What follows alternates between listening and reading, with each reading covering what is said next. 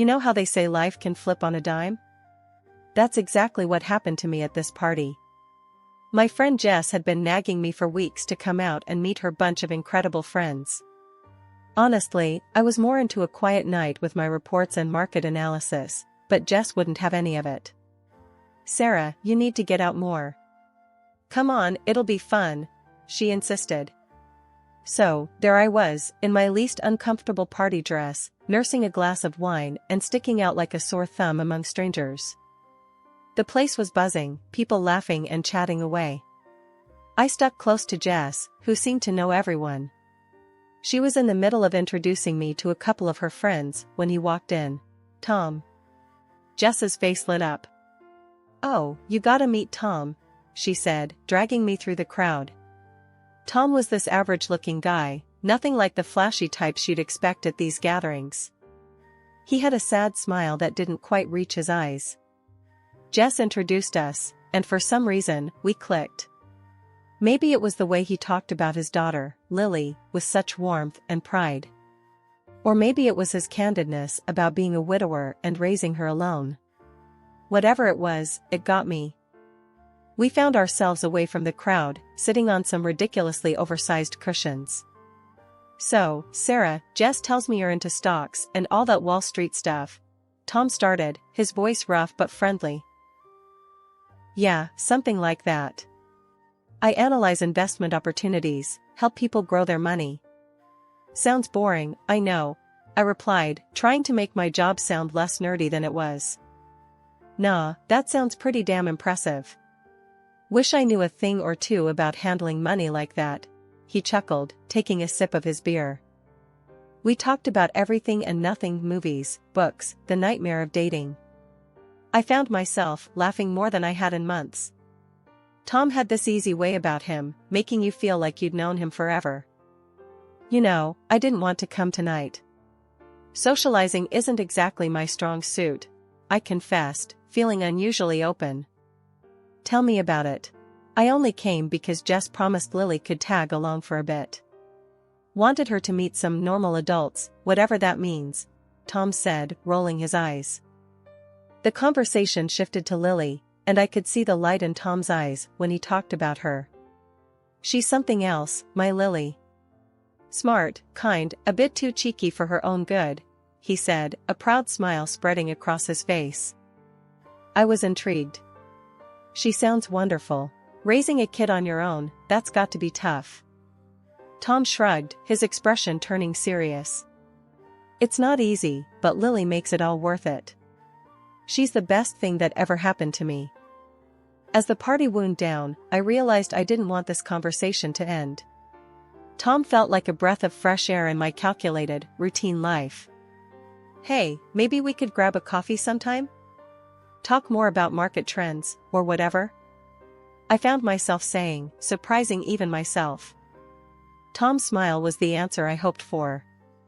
"I'd like that. It's been a long time since I had a reason to look forward to something."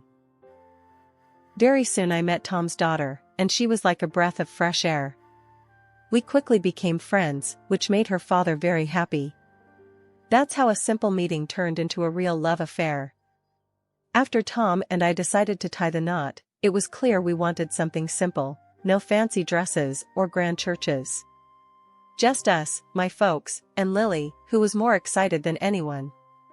The day was plain but perfect, filled with genuine smiles and a few happy tears.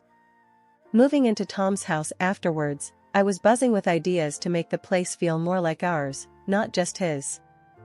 My new life meant working from home, which my boss was surprisingly cool about. It gave me the chance to really bond with Lily. I'd pick her up from school, and we'd chat about everything under the sun on our way to her ballet classes. She started calling me Mom, which warmed my heart every single time. Creating a cozy home for us became my new project, filling it with love and laughter. But, as the months rolled by, things with Tom started shifting, so subtly at first. He'd make offhand comments about dinner being too bland or too salty. "Sarah, what's this supposed to be?" Tom would ask, poking at a casserole I'd spent hours on. "Supposed to be your dinner, but if you're gonna act all Gordon Ramsay about it, maybe you should cook tomorrow," I'd retort, trying to keep the mood light. He didn't. Instead, the critiques piled up. My appearance became his next target. "Babe, when did you last hit the gym? You're looking different," Tom dropped casually one evening, his eyes skimming over me like I was a fixer-upper. "Guess I've been too busy being a stepmom and working from home." "But thanks for the heads up," I snapped back, the sting of his words hitting harder than expected. Lily, bless her, was my silver lining. She and I grew closer, our bond unaffected by the growing tension between her dad and me. "Mom, can you help me with my homework?" Lily would ask, her bright eyes always looking up to me for guidance. "Of course, sweetie. Let's tackle it together," I'd reply, grateful for her presence and the normalcy it brought. Even as Tom and I drifted apart, Lily and I stuck together like glue. I found solace in our little talks and her ballet recitals. Yet, despite my efforts to keep our home a haven, Tom's dissatisfaction seemed to seep into every corner. "You know, Sarah, maybe you should try one of those online cooking classes. Spice things up a bit," Tom suggested one night, his tone laced with an undercurrent of displeasure. "Or maybe we could try eating out more. Give your taste buds a break from my terrible cooking," I'd counter, half joking but deeply wounded. Life at home started feeling less like a family and more like walking on eggshells. Tom's attitude took a nosedive, and it wasn't just about small things anymore. He set these crazy rules like expecting a brand new dish for dinner every single day. It was as if he thought I was some kind of gourmet chef instead of his partner. One evening, I was in the kitchen, trying to whip up something new to keep him happy. I was juggling work emails on my phone, stirring a pot, and mentally planning my next day. Tom walked in, a scowl already forming on his face. "What's for dinner?" he asked, his tone sharp. "I'm trying something new, a recipe I found online. Thought we could use a little variety," I said, trying to sound upbeat. He just humphed, peering over my shoulder. "Doesn't look very appetizing. You know, when you decided to work from home, I thought you'd at least manage to keep the house in order and cook decent meals." His words stung. "Tom, you know I'm working too, right? It's not like I'm sitting around all day. Plus, I pick up Lily, help her with homework, visit my parents." He cut me off. Yeah, always the same excuse. "You're at home, aren't you? Shouldn't be too hard to keep things tidy and cook properly." I bit my tongue, holding back the tears. It was becoming a nightly ritual, this dance of disappointment and criticism. One night, as we settled on the couch to watch TV, he started on about my appearance. Pointing at the women on the screen, he said, "Look at them, they're about your age, right? Why do they look so much younger and better?" I tried to keep my voice level.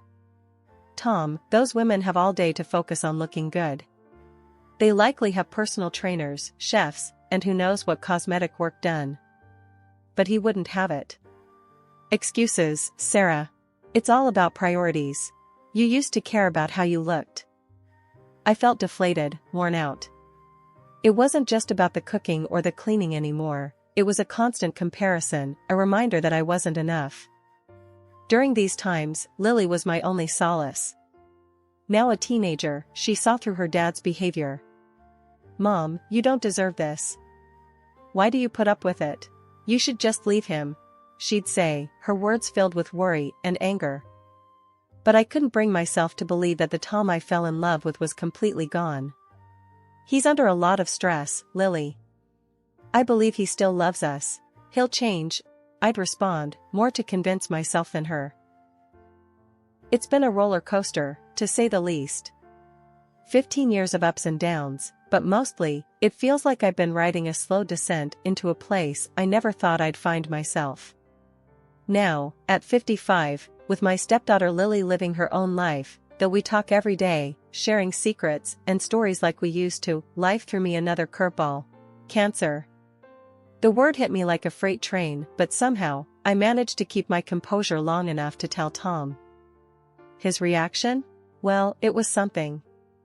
Not anger, not sadness, just disappointment. Not because of the diagnosis, but because I wouldn't be around to cook his meals or clean the house like I used to. What am I supposed to do now? Look after myself, he had said, his voice laced with irritation rather than concern. I was stunned, not sure how to respond to such blatant selfishness. It's not like I expected a dramatic outpouring of love and support, but a little empathy wouldn't have hurt. His lack of concern cut deeper than any diagnosis could. So, I started treatment, spending more time in the hospital than at home. My parents, bless their hearts, visited whenever they could, despite their own health issues. Lily, too, was a constant presence, her calls and visits a bright spot in those dreary hospital days. Tom? He never showed. Not once. It hurt, more than I wanted to admit. Even after everything, part of me hoped he'd come around, show that he cared, even just a little. During one of Lily's visits, I couldn't hide my disappointment any longer. I can't believe he hasn't shown up. Not even once, I confided, trying to keep the bitterness out of my voice. Lily, ever the straight shooter, didn't mince her words. Mom, you deserve so much better. I've been saying it for years. It's like he doesn't even see you. You're fighting this battle, and where is he? Nowhere. You need to think about what's best for you now. I knew she was right, but it's not easy to let go of 15 years, even if they weren't all good. Deep down, I still harbored that small flicker of hope that things could get better, that Tom would change.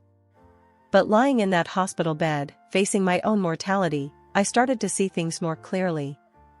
Maybe it was time to start thinking about what I needed, not just what Tom wanted.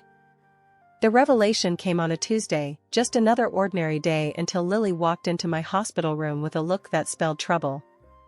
I could tell something was up the moment I saw her. Lily never was good at hiding her feelings. Mom, we need to talk, she started, avoiding my gaze. That's when my stomach tied itself into knots. Lily calling me Mom was always a balm to my soul, but today, it felt like the prelude to bad news. What's wrong, Lily? I asked, bracing myself. It's about Dad. She hesitated, then took a deep breath. He's seeing someone else, Mom. And it's serious. He introduced her to me last week. The words hit me like a punch to the gut. Not that our marriage was perfect, but to hear he'd moved on so blatantly was a different kind of hurt. How long? Was all I managed to muster, my voice barely above a whisper. A while, I guess. I'm so sorry, Mom. I thought you should know. Lily's voice cracked, her usual toughness giving way to concern. I sat there, trying to process the news. Betrayed, yes, but surprised? Not entirely. Tom hadn't been a husband to me in a long time. Still, the confirmation of his infidelity stung. The shock of it hit me hard, though a part of me wasn't surprised.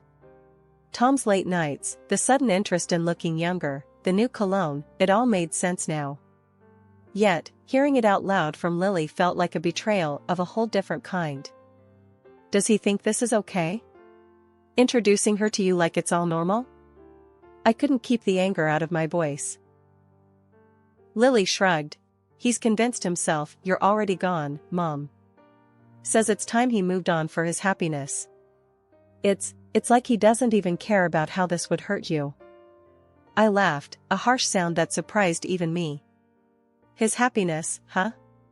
What about all those years I spent trying to make him happy? What a joke. And that's when it hit me, Tom had never really seen me. Not the real me. He saw a caretaker, a cook, a cleaner, but never his wife. And here I was, battling cancer, while he played house with someone else. For the first time in a long time, I felt a spark of something fierce within me. Anger, yes, but also determination. I'd been living for Tom, worrying about his meals, his house, his happiness. It was time to start living for myself. Lily wiped away a tear, looking determined all of a sudden.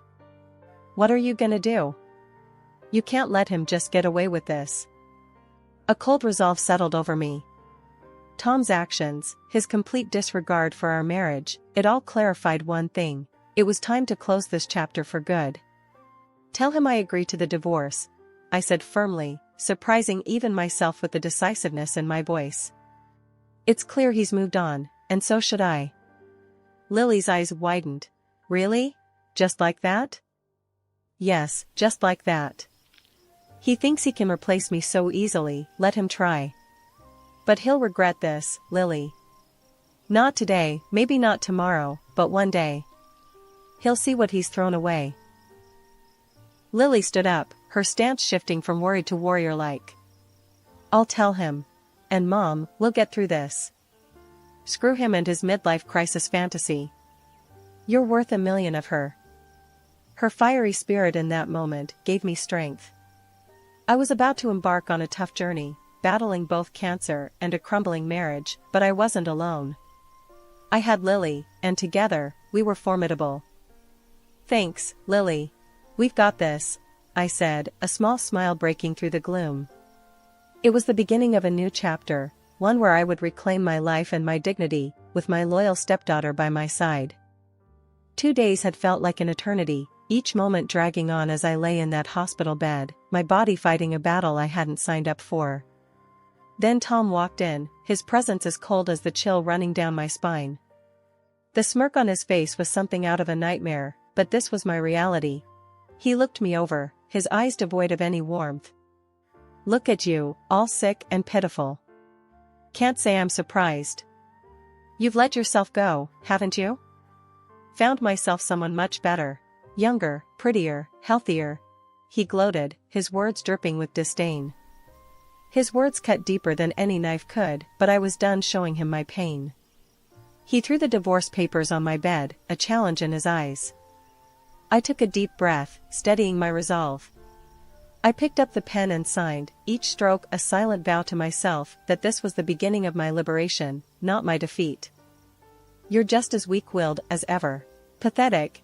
He sneered, a twisted satisfaction in his gaze. I met his stare, my voice steady. If that's what helps you sleep at night, Tom. The confusion flickered across his face, replaced quickly by his usual arrogance. He strutted out, leaving a trail of bitterness in his wake.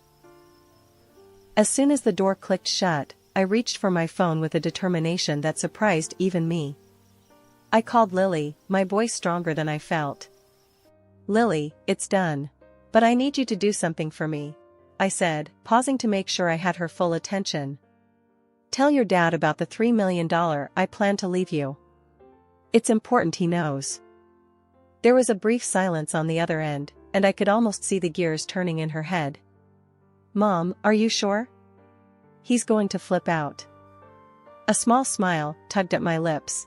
That's the point, darling.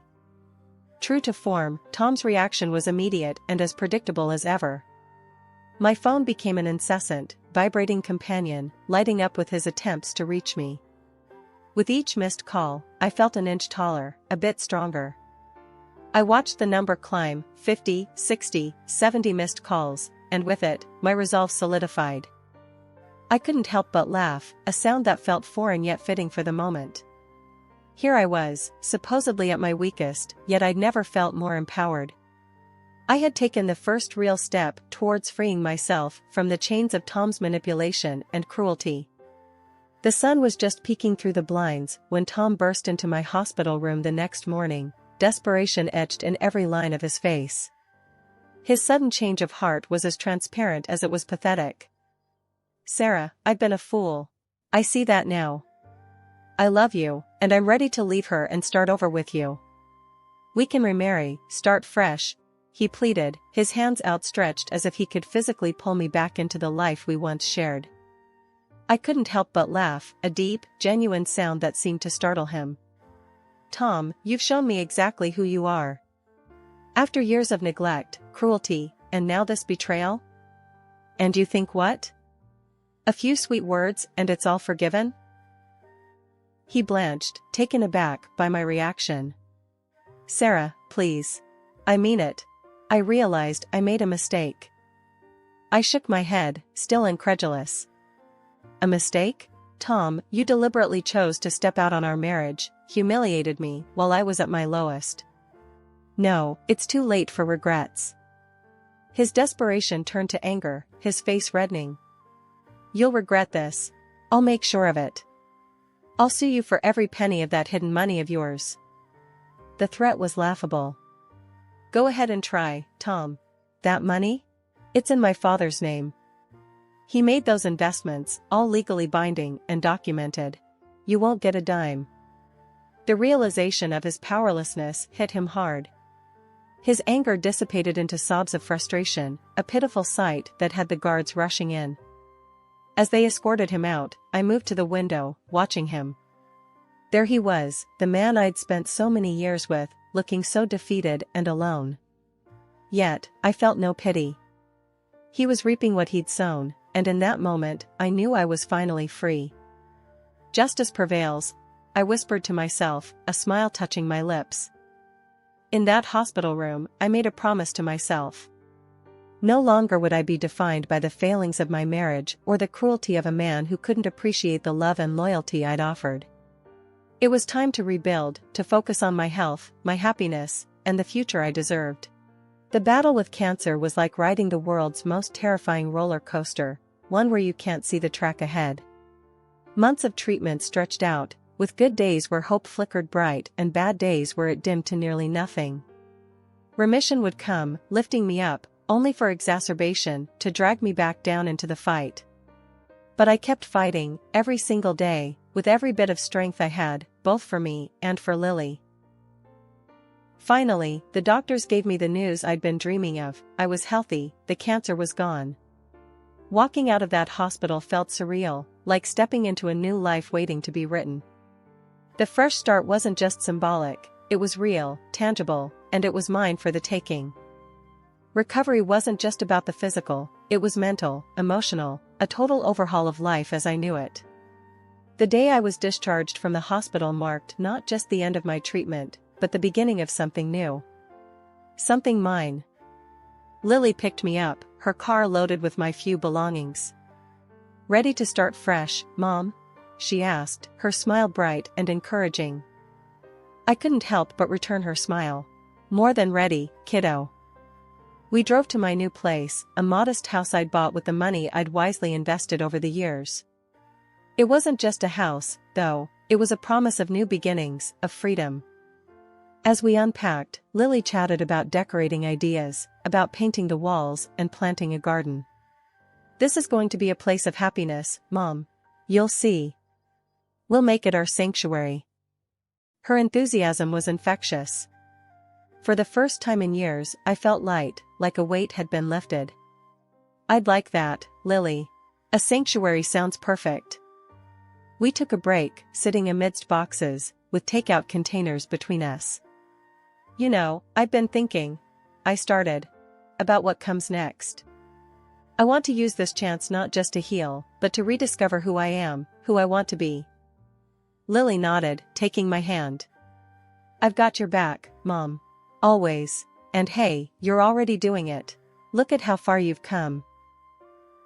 She was right. The journey from being trapped in a loveless marriage to standing on my own 2 feet hadn't been easy. But here I was, ready to face the world on my terms. "I'm thinking of starting a blog," I mused. "Sharing my story, maybe help others who've been in similar situations." "That's an amazing idea." Lily's eyes sparkled with pride. "You've got so much wisdom to share. Plus, you're pretty badass, you know?" I laughed, the sound bright and genuine. "Thanks, Lily. I guess I am, aren't I?" Said and done. I started my own personal blog, in which I shared the details of my struggle with cancer. People in the comments supported me, shared their own experiences. It was touching and reassuring at the same time. During one of our quiet evenings, Lily shared her own monumental decision. "Mom, I've cut ties with Dad," she said, her voice steady, but I could see the turmoil in her eyes. "After everything, I see you as my real mom. He chose his path, and I've chosen mine, with you." Hearing her call me mom in that context, knowing the weight it carried, filled me with an indescribable mix of pride and sorrow. Sorrow for the broken bridges in her life, but pride in her strength and in the bond we shared. "Lily, there's something I've been meaning to tell you," I started, taking her hands in mine. When the time comes, I'll be leaving everything to you, the house, the $3 million, all of it. You're my family, my future. Lily looked at me, tears brimming in her eyes, but a smile breaking through. I don't need any of that, Mom. Just having you is enough.